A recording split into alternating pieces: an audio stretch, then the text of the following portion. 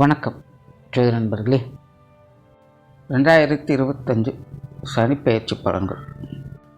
வர மார்ச் மாதம் இறுதியில் சனிப்பெயர்ச்சியானது நடக்க இருக்கிறது. தனது சொந்த ராசியான கும்பராசியிலிருந்து சனி மீன ராசிக்கு பயிற்சியாகி 2027 வரைக்கும் அங்கே சஞ்சாரம் செய்துட்டு வருவாங்க. பொதுவாக இந்த 2025 வருடத்தை பொறுத்த வரைக்கும் பெரும்பாலான ஜோதிடர்களுடைய கருத்துக்கள் அப்படிங்கிறது கொஞ்சம் நெகட்டிவான விஷயங்களை நோக்கி தான் இருக்குது. நானும் கூட இந்த 2025 வருட பலன்களை அதெல்லாம் எப்படி என்ன அப்படிங்கிறது கொஞ்சம் தெளிவாகவே சொல்லியிருப்பேன். ஆனால் இது எல்லாத்துக்கும் பேஸாக இருக்கிறதே பார்த்திங்கன்னா இந்த சனிப்பெயர்ச்சி தான். சனியினுடைய இந்த மாற்றங்களால் தான் பலவித நெகட்டிவான விஷயங்கள் அப்படிங்கிறது செயல்பட போகுது. அதுலேயும் இந்த வருடம் குறிப்பிடத்தக்க வகையில் சனிப்பெயர்ச்சி அன்னைக்கே பார்த்திங்கன்னா இந்த வருடத்தினுடைய முதல் சூரிய கிரகணமும் ஏற்படுது. இந்த வருடம் ஏற்படக்கூடிய அந்த சூரிய கிரகணம் அப்படிங்கிறது கொஞ்சம் பவர்ஃபுல்லாக தான் இருக்கும். ஸோ முடிஞ்சால் அன்றைய தேதியில் இல்லைன்னா அன்றைய வாரம் முழுக்கவே பார்த்திங்கன்னா கர்ப்பிணி பெண்கள், அதிக அளவில் நோய்வாய்ப்பட்டிருக்கிறவங்க, தொடர்ந்து 2-3 வருடங்களுக்கு மேலாக மருந்துகளை கொண்டு இருக்கக்கூடியவங்க, உடல் பலகீனம் மிக்கவங்கலாம் பார்த்திங்கன்னா கொஞ்சம் கவனமாக இருங்க. ஏன்னா அன்றைய காலகட்டம் அப்படிங்கிறது உடல் ரீதியாகவும் மன ரீதியாகவும் கொஞ்சம் பாதிப்புகளை அது ஏற்படுத்த தான் செய்யும். முற்பகல் செய்யும் பிற்பகல் விளையும்னு சொல்கிற மாதிரி காலையில் எல்லாம் சுற்றிட்டு மத்தியானம் வந்துட்டு எனக்கு ஒன்றும் ஆளே நல்லா இருக்கல அப்படிங்கிற கேட்குற விஷயம் கிடையாது. இதெல்லாம் ரொம்பவுமே மைன்யூட்டாக நடக்கக்கூடிய விஷயங்கள். அதோடைய ரிசல்ட்டு பாதிப்புகள் அப்படிங்கிறதெல்லாம் ரொம்ப லேட்டாக தான் தெரியும். பல பிரச்சனைகள் இதனால் இப்படித்தான் நடந்திருக்கு அப்படின்னு புரிஞ்சிக்காமல் இருக்கிறதுக்கு முக்கிய காரணமே இந்த மாதிரியான விஷயங்கள் தான். எல்லோரும் என்ன நினைக்கிறாங்கன்னா அப்போதைக்கப்பே ரிசல்ட்டு கிடைச்சோன்னா அப்போ தான் அதுக்கு சம்மந்தப்பட்டது அப்படின்னு நினச்சிக்கிறது. பட் எல்லாத்துலேயுமே அது அப்படி நடக்காது. சில விஷயங்கள் உடனுக்குடனே ரிசல்ட்டு கொடுக்கும், சில விஷயங்கள் ரொம்பவுமே நாள் பட்ட பிறகு தான் பலனை கொடுக்கும். அந்த மாதிரி தான் இந்த சூரிய கிரகணம் அன்னைக்கும் கொஞ்சம் கவனமாக இருங்க. இன்னொரு விஷயம், இந்த பச்சிளம் பிள்ளைகள்லாம் இருக்காங்க அப்படிங்கன்னா கொஞ்சம் கவனமாக பார்த்துங்க. அவங்களுக்குலாம் கொஞ்சம் ஹெல்த் இஷ்யூஸ் இந்த டைமில் வருவதற்கான வாய்ப்புகள் இருக்குது. ஸோ இந்த சனிப்பெயர்ச்சிங்கிறது நடைபெற அன்னைக்கே பார்த்திங்கன்னா எவ்வளோ பெரிய வீரியத்தோடு செயல்படுதுன்னு பார்த்துக்கோங்க. அந்த ஜோதிடத்தை பொறுத்த வரைக்கும் இந்த கிரக பயிற்சிகள் அப்படிங்கிறது ரொம்ப ரொம்ப முக்கியம். அதுலேயும் மெயினாக பார்த்திங்கன்னா குரு பயிற்சி அந்த சனிப்பெயர்ச்சி அப்படிங்கிறது ரொம்ப ரொம்ப முக்கியம். ஏன்னா குரு முழு சுப கிரகமாக இருக்கிறதுனால நல்ல விஷயங்களை பற்றி தெரிஞ்சுக்கலாம். அண்ட் சனி அதுக்கு அப்படியே ஆப்போசிட். அதுவும் இல்லாமல் அதனுடைய டிரான்சிஷன் பீரியடுங்க அப்படிங்கிறதும் ஜாஸ்தி. ஆனால் அது மட்டும் இல்லை, குரு பார்வை கோடி நன்மை அப்படிங்கிற மாதிரி சனி கொடுக்க எவர் தடுப்பாருன்னு பழமொழியே இருக்குது. ஸோ சனியை பொறுத்த வரைக்கும் உன்னை கொடுக்கணும் அப்படின்னு முடிவு பண்ணிருச்சு அப்படின்னா அதை தடுக்கிறதுக்கு கடவுளாலையும் முடியாது அப்படின்னு பழமொழிகளே இருக்குது. ஸோ அப்படிப்பட்ட இந்த சனியினுடைய பெயர்ச்சி எப்படி இருக்கும் அப்படின்னு தெரிஞ்சுக்கிறதுக்காக இந்த சனிப்பெயர்ச்சி பலன்கள் அப்படிங்கிறதும் ஜோதிடத்தில் ரொம்பவுமே முக்கியமாக கருதப்படுது. அந்த சனியை பொறுத்த வரைக்கும் என்ன தான் இது ஒரு நெகட்டிவான விஷயங்களை கொடுத்தாலும் எப்போவுமே ஒரு கதவு அடித்தால் இன்னொரு கதவு திறக்கும் அப்படிங்கிறது எல்லாருக்கும் தெரிஞ்ச விஷயம் தான். ஸோ முழுவதுமே நெகட்டிவான விஷயங்கள் அப்படிங்கிறது இருக்காது. நெகட்டிவ் இருந்தாலும் கூட அங்கேயும் சில பாசிட்டிவான விஷயங்கள்லாம் இருக்கும். அதனால தான் இந்த சனிப்பெயர்ச்சி பலனை எதுக்கு முக்கியமாக ஜோதிடம் பார்க்குது அப்படின்னா, நல்லது நடக்கலைனாலும் பரவாயில்ல, கெட்டது எதுவும் நடக்காமல் இருந்தால் அதுவே ஒரு பெரிய நல்ல விஷயந்தான் அப்படிங்கிறதுக்காக தான். ஸோ அப்படி இந்த மீன ராசியில் அடி எடுத்து வைக்கும் சனி உங்கள் ராசிக்கு என்ன மாதிரியான பலன்களை கொடுக்கும் அப்படிங்கிறத பற்றி தான் பார்க்க போகிறோம். மீன ராசி. மீன ராசிக்கு 11ஆம் இடத்திற்கும் 12ஆம் இடத்திற்கும் அதிபதியாக வரக்கூடிய சனி இனி அடுத்த 2.5 வருட காலங்களுக்கு உங்களுடைய ராசியில் சஞ்சாரம் செய்துட்டு வரும். மீன ராசிக்காரங்களுக்கு ராசி ரீதியாக இப்போது 7 சனி அப்படிங்கிறது நடந்துக்கிட்டு இருக்குது. அதில் விரயச்சனி முடிந்து இப்போது ஜென்மச்சனி அப்படிங்கிறது ஆரம்பிக்குது. ஆக அடுத்த 2.5 வருட காலம் அப்படிங்கிறது மீன ராசிக்காரங்களுக்கு ஜென்மச்சனி காலம் அப்படிங்கிறது செயல்பட்டுக்கிட்டே இருக்கும். பொதுவாகவே சனியை பொறுத்த வரைக்கும் இந்த 7 சனி காலகட்டங்களில் ஆரம்ப காலகட்டங்களில் கலவையான பலன்கள் இருக்கும். அதாவது பாசிட்டிவும் இருக்கும், நெகட்டிவும் இருக்கும். மத்திய காலகட்டங்களில், அதாவது ஜென்மச்சனி காலகட்டங்களில் சனியினுடைய வீரியம் அதிகமாக இருக்கும். உண்மையில் அந்த காலகட்டங்களில் நிறைய பிரச்சனைகளை வாழ்க்கையில் சந்திக்கிறது. கடைசி காலகட்டம் பாதச்சனி காலகட்டம் அப்படிங்கிறது பெருசாக பாதிப்புகள் இருக்காது. அதாவது மேற்கொண்டு புதிய பிரச்சனைகள் அப்படிங்கிறதெல்லாம் எதுவும் வராது. பழைய பிரச்சனைகள் உழண்டு கொண்டு இருப்பாங்க. ஸோ அது ஓரளவுக்கு சமாளிச்சிக்கக்கூடிய நிலைகளை அது கொடுக்கும். ஸோ சனியினுடைய ஏழரை காலம் அப்படிங்கிறது இப்படி தான் வேலை செய்யும். அதில் இந்த மீனராசிக்கு சனியானது விரையாதிபதியாகவும் வர்றதுனால இந்த விரையச்சனி காலகட்டங்களில் பாசிட்டிவ் நெகட்டிவ் கலந்து கொடுக்குற நிலையில் கூட பெரும்பாலும் ஒரு சாதகமான அமைப்புகளை கொடுக்கும். ரிஸ்க் இருக்கும். நிறைய விஷயங்கள் கொஞ்சம் பிரச்சனைகளாகும், தேவையில்லாத விரயங்கள் செலவுகளாகும் அதிகம் இருக்கும். அதாவது சனியை போல் கொடுப்பார்களே கெடுப்பார்கள்னு சொல்லுவாங்க. அந்த மாதிரி மீனராசிக்காரங்களுக்கு இந்த ஏழரை காலகட்டங்களில் கெடுத்து கொடுக்கும். ஏதோ ஒரு பிரச்சனைகளை கொண்டு வந்துடும். தேவையில்லாத பிரச்சனைகளாகவும் இருக்குது. இதெல்லாம் நமக்கு தேவையா அப்படிங்கிற மாதிரி தான் சில விஷயங்களை அவங்க பார்ப்பாங்க. சம்மந்தமே இல்லாமல் இது எதுக்கு நம்ம போய் இதில் சிக்கிட்டு இருக்கோம், நமக்கே இது வந்தது அப்படிங்கிற மாதிரி சில பிரச்சனைகள், தனிப்பட்ட சூழ்நிலைகளும் அவங்களோட குடும்ப சூழ்நிலைகளும் பார்க்க முடியும்.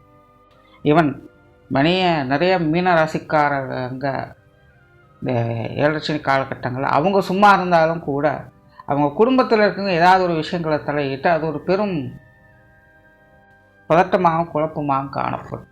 ஏன்னா மீனராசிக்காரங்க பொதுவாக இயல்பான நிலையில் இருக்கக்கூடியவங்க. அவங்ககிட்ட பெருசாக ஒரு ஆட்டம் பாட்டம் ஆர்ப்பாட்டம் பார்க்க முடியாது.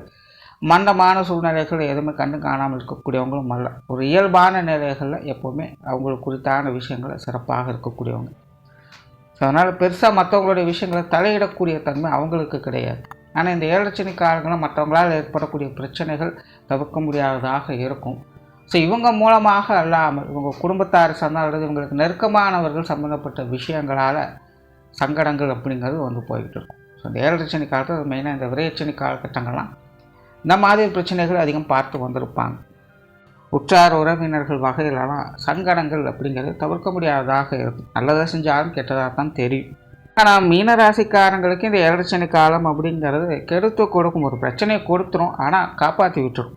அப்படி தான் இப்போதைக்கு மீனராசிக்காரங்களுடைய நிலையானது போய்கிட்டு இருக்குது.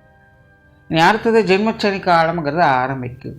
ஸோ மெயினாக ஜென்மச்சனி காலகட்டங்களில் தான் சனியினுடைய செயல்பாடுகள் அதிகரிக்கும், சனியினுடைய வீரியம் அதிகரிக்கும். மீனராசிக்காரங்க இப்போ தான் கொஞ்சம் கவனமாக இருக்கணும்.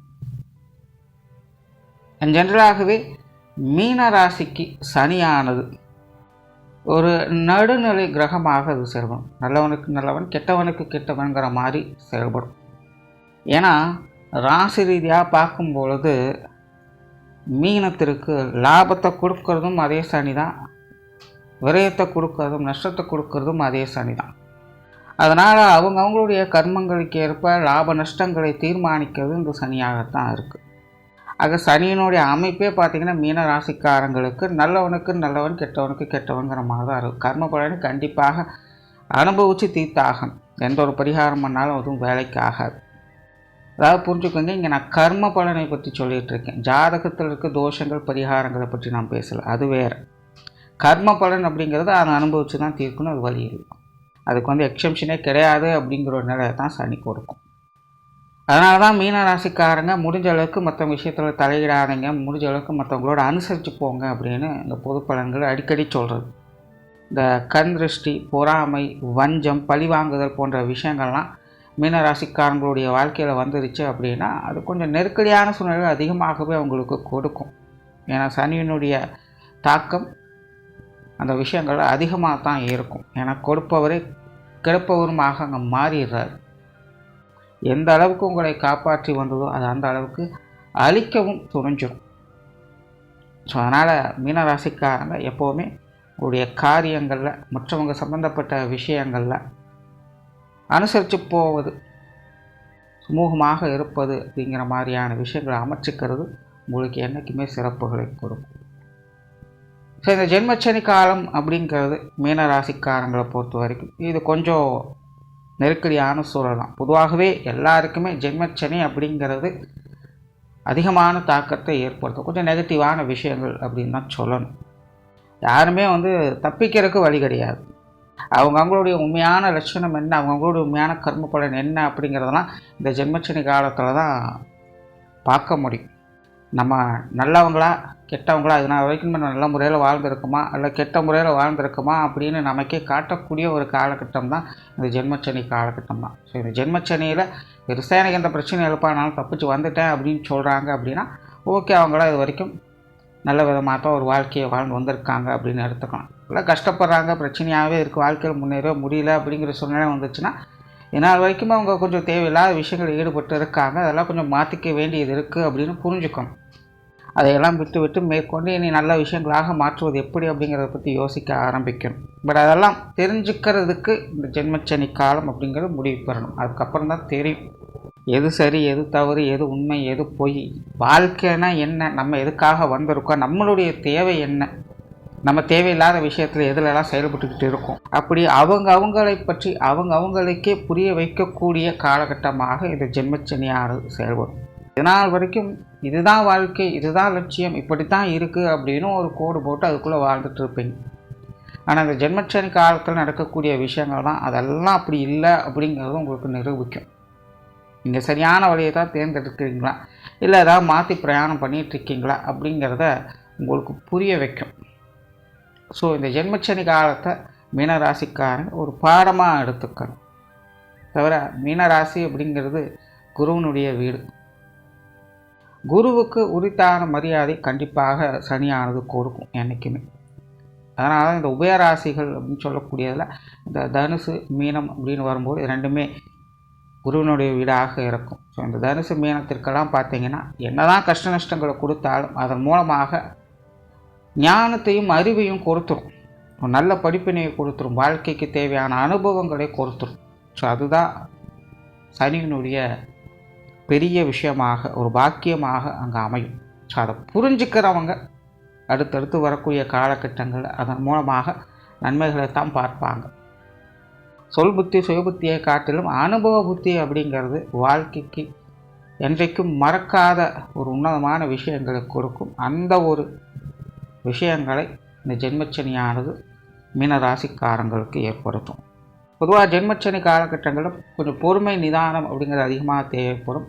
ஏன்னா காரிய ரீதியாக எந்த ஒரு விஷயங்களும் எடுத்தம் கூட்டம் அப்படின்னாலும் செய்ய முடியாது. அதனாலேயே எல்லா விஷயமும் அவசரப்படாமல் கொஞ்சம் நிதானமாக இருக்கிறது நல்லது. அதே போல் தொழில் வேலை உத்தியோக ரீதியான விஷயங்கள் பெருசாக மாற்றங்களோ முன்னேற்றங்களோ எதையும் எதிர்பார்க்க முடியாது. ஒரு குழப்ப நிலைகள் தான் இருக்கும், மனசில் ஒரு இருள்சூர்ணமான நிலைகளில் தான் இருந்துட்டு வருவாங்க. புதுசாக எதையும் யோசிக்க முடியாது, யோசித்தாலும் அதை செயல்படுத்த முடியாது, கொஞ்சம் ஒரு தயக்கமும் தடுமாற்றமும் இருந்துக்கிட்டு தான் இருக்கும். ஆல்ரெடி மீன ராசிக்காரங்க ராசியில் ராகுவும் 7ஆம் இடத்துல கேதுவும் இருந்து வந்த நிலையில் மனதளவிலே ஒரு சஞ்சல நிலைகள் அப்படிங்கிறது அவங்களுக்கு இருந்துக்கிட்டு தான் இருக்கும். ஒரு குழப்ப நிலைகள், ஏட்டிக்கு போட்டியான விஷயங்கள், சம்பந்தம் இல்லாத விஷயங்களை தலையிட்டு தேவையில்லாமல் மனசுக்குள்ள குழப்பங்கள் ஏற்படுது, ஒரு கற்பனைக்குள்ளே மூழ்கி இருக்குது. இந்த மாதிரி மன ரீதியான சலனத்தன்மைகள் அவங்க தொடர்ந்து இருந்துட்டு வர்றாங்க. இப்போ அந்த ராகு கேதுவானதும் இன்னை விலக ஆரம்பிச்சிடும். பட் விலகின பிறகு இருள் கிரகமான சனி உள்ள என்ட்ராகிறது. இது மேலும் கொஞ்சம் குழப்ப நிலைகளை கொடுக்கத்தான் செய்யும். ஆகையினால் இந்த கரியர் பேஸ்டான விஷயங்கள்லாம் மீனராசிக்காரங்க இப்போதைக்கு விட்டு பிடிப்பது நல்லது. அதாவது என்ன வருதோ அதை ஏற்றுக்கொள்ளுங்கள். நீங்களாக மேற்கொண்டு எதையும் செய்ய வேண்டாம், புதிதாக எதையும் முயற்சிக்க வேண்டாம். வர்றதை பூரணமாக ஏற்றுக்கொண்டு கிடைக்கிற விஷயங்களை சிறப்பாக செய்கிறது எப்படி அப்படிங்கிறத பார்த்தாலே போதும், அதுவே உங்களுக்கு உகந்ததாக இருக்கும். வெளியூர் வெளிநாடு சம்மந்தப்பட்ட விஷயங்கள் சாதகமாக இருக்கும். ஜென்ரலாகவே இந்த ஜென்மச்சனி காலகட்டங்கள் அஷ்டமச்சனி காலகட்டங்கள்லாம் இந்த வெளிநாடு வாய்ப்புகள், வெளியூர் சம்மந்தப்பட்ட விஷயங்களுக்கு போய் செயல்பட்டு வர்றது, இந்த மாதிரியான அமைப்புகள்லாம் சாதகமாக இருக்கும். ஏன்னா ஒரு காலகட்டங்களில் அதெல்லாம் தோஷமாக பார்க்கப்பட்டது. பட் இன்றைய காலகட்டங்களில் அதெல்லாம் யோகமாக மாறிடுச்சு. ஏன்னா திரைக்கடல் ஒளியும் திரவியம் தேடு அப்படிங்கிறத எல்லாருமே கடைபிடிக்க ஆரம்பிச்சிட்டாங்க. ஸோ இதை நார்மலாக பார்த்தா இது தோஷம், பட் இப்போதைய நிலையில் இது யோகமாக இருக்குது. அதனால் இந்த வெளிநாடு வெளியூர் சம்மந்தப்பட்ட விஷயங்கள்லாம் உங்களுடைய எதிர்பார்ப்புகளை பூர்த்தி செய்யும். பொருளாதார ரீதியாக மந்த நிலைகள் கண்டிப்பாக இருக்கும். வரவு செலவுகள் அப்படிங்கிறது கவனத்தில் வச்சுக்கோங்க. கடன் சார்ந்த விஷயங்கள் முடிஞ்ச அளவுக்கு தவிர்த்துக்கோங்க. இதை போன தடவை 7 ஆரம்பிக்கும் போதே மீனராசிக்காரங்களுக்கு சொல்கிறேன், விரைச்சனியானது ஆரம்பித்தாச்சு, தொட்டதுக்கெல்லாம் தேவையில்லாத விரயங்கள் செலவுகள் இருக்கும். 10 ரூபா சம்பாதிச்சாலும் 20 ரூபா செலவாகத்தான் செய்யும். இப்போதைக்கு விரயங்கள் அப்படிங்கிறது இன்றைக்கான விரைச்சனி கம்ப்ளீட்டாக க்ளோஸ் ஆகுது. அதனால் விரயங்கள் செலவுகள் அப்படிங்கிறது பெருசாக உங்களுக்கு பாதிப்புகள் கொடுக்காது. அப்படியே ஏற்பட்டாலும் அது சுப விரயங்களாகத்தான் இருக்குமே தவிர தேவையில்லாத விரயங்கள் அப்படிங்கிறதெல்லாம் இருக்காது. அதெல்லாம் ஓகே தான். ஆனால் பொருள் வரவுகள் அப்படிங்கிறது மந்த நிலையில் இருக்கும். நீங்கள் எதிர்பார்த்த அளவுக்கு பண வரவுகள் திருப்திகரமாக இருக்காது. அப்படியே அது கிடைச்சாலும் கூட திரும்பவும் அந்த 10 ரூபாய்க்கு 20 ரூபா செலவுகள் தான் ஏற்படும். எடுத்து சேமித்து வைக்கலாம் அப்படிங்கிறது முடியாது. அதனால் இந்த கொடுக்கல் வாங்கல் விஷயங்கள், கடன் சம்பந்தப்பட்ட விஷயங்கள், இந்த பண பரிவர்த்தனை சார்ந்த அனைத்து விஷயங்களுமே மீனராசிக்காரங்க இப்போதைக்கு கொஞ்சம் கவனமாக இருங்க. அதே போல் உடல்நலம் சார்ந்த விஷயங்களும் கொஞ்சம் கேர் எடுத்துக்கோங்க. உடல் அலைச்சல்களும் மன அலைச்சல்களும் கண்டிப்பாக இருக்கும். எப்போவுமே ஓய்வு எடுக்கணும் அப்படிங்கிற மைண்ட் செட் தான் அதிகமாக இருக்கும். பொழுதுபோக்கு விஷயங்கள், தனிமை சார்ந்த விஷயங்கள், ஸோ இப்படி தான் ஈடுபாடுகள் அதிகரிக்கும். கொஞ்சம் ஆக்டிவாக இருக்கணும் அப்படின்னு நினச்சா முடியாது. அந்த அளவுக்கு உடல் சோர்வுகளும் மன சோர்வுகளும் உங்களை கொஞ்சம் அலைச்சலுக்கு உள்ளாக்கும். ஸோ அதனால் இந்த ஹெல்த் சார்ந்த விஷயங்கள், உணவு சம்மந்தப்பட்ட விஷயங்கள்லாம் கொஞ்சம் கவனம் எடுத்துக்கோங்க. சொத்து சுகங்கள், வாகன விஷயங்கள்லாம் சாதகமான அமைப்புகள் இருக்குது. கண்டிப்பாக இந்த 7 சனி காலம் முடியறதுக்குள்ளேயே பார்த்தீங்கன்னா நிறைய பேருக்கு இந்த வீடு வாகன யோகங்கள், நிலபுலங்கள் வகையில் ஆதாயங்கள் போன்ற அமைப்புகள்லாம் எதிர்பார்க்கலாம். அது சார்ந்த விஷயங்கள் அனைத்துமே ஒரு சாதகமான அமைப்புகள் இருக்கும். அதே போல் இல்லங்களில் சுப விசேஷங்கள், சுப காரியங்கள் போன்ற அமைப்புகள் சிறப்பாக இருக்கும். குறிப்பாக மீன ராசிக்காரங்களுக்கு இந்த திருமண அமைப்புகள், புத்திரவாக்கிய அமைப்புகள் எல்லாம் இனி வரக்கூடிய காலங்களில் சிறப்பாகவே இருக்குது. இந்த 7 சனி கம்ப்ளீட் ஆகிறதுக்குள்ள மீன ராசிக்காரங்க எல்லாருக்குமே இந்த வரன் சார்ந்த விஷயங்கள் நல்லபடியாக அமையும். அதே போல் புத்திரவாக்கிய அமைப்புகளும் நல்லபடியாக அமையும். சுய ஜாதக ரீதியாக இது சார்ந்த விஷயங்கள், ஏதாவது தோஷங்கள் இருந்தாலும் அது சம்மந்தப்பட்ட பரிகாரங்களை மேற்கொள்ளும்போது அதற்குண்டான நன்மைகளும் கிடைக்கப்பெற்று வருவீங்க. ஸோ இந்த 7 சனி காலம் அப்படிங்கிறது இந்த திருமண அமைப்புகள், புத்திரபாக்கிய அமைப்புகள் போன்ற நிலைகளில் நன்மைகளை தான் மீனராசிக்காரங்களுக்கு கொடுக்கும். மாணவர்களுக்கு கல்வி மற்றும் வித்தை சார்ந்த விஷயங்கள் சாதகமான நிலைகள் இருக்கும். மாணவர்களுடைய விஷயங்கள், காரியங்கள், முன்னேற்றங்கள் இருக்கும்.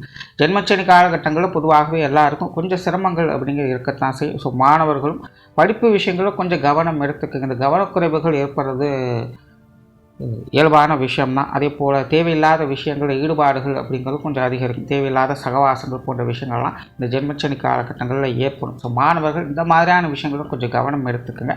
ஆனால் மற்ற கிரகங்களுடைய அமைப்பின் பிரகாரம் மாணவர்களுக்கு கல்வி வித்தைகள் ஒரு சாதகமான அமைப்புகள் இருக்குது. உங்களுடைய முயற்சிகள் நல்லபடியாக இருக்கும் பட்சத்தில் இது சார்ந்த விஷயங்களை நன்மைகளை எதிர்பார்க்கலாம். குடும்ப விஷயங்கள், காரியங்கள் கொஞ்சம் சுணக்க நிலைகள் இருக்கும். இருந்தாலும் குடும்ப உறவுகள் வகையில் ஒரு அம்சமான அமைப்புகளை எதிர்பார்க்கலாம். அவங்களுடைய சப்போர்ட் அப்படிங்கிறது உங்களுக்கு எப்போவுமே இருக்கும். பட் குடும்பத்துக்குள்ளே கொஞ்சம் மந்தமான நிலைகள் தான் இருக்கும். எதை எடுத்தாலும் 1க்கு 2 தடவை வேலை செய்கிற மாதிரி இருக்கும். கொஞ்சம் ரிஸ்க் எடுத்து தான் எல்லா விஷயங்களும் செய்து வருவீங்க. அதனால் குடும்பத்துக்குள்ளே அலைச்சல்கள் அதிகமாக இருக்கும். இருந்தாலும் அனுசரணையான விஷயங்களையும் எதிர்பார்க்க முடியும்.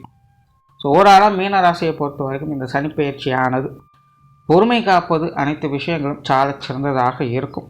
கிடைக்கிற வாய்ப்புகளை பயன்படுத்துங்க. நீங்களாக எதிலையும் போய் மாட்டிக்கொள்ளாதீங்க. அவசரமில்லாமல் நிதானமாக செயல்படுவதற்கு அமைதியான சூழலை பார்க்க முடியும். நன்றி, வணக்கம், வாழ்க வளமுடன்.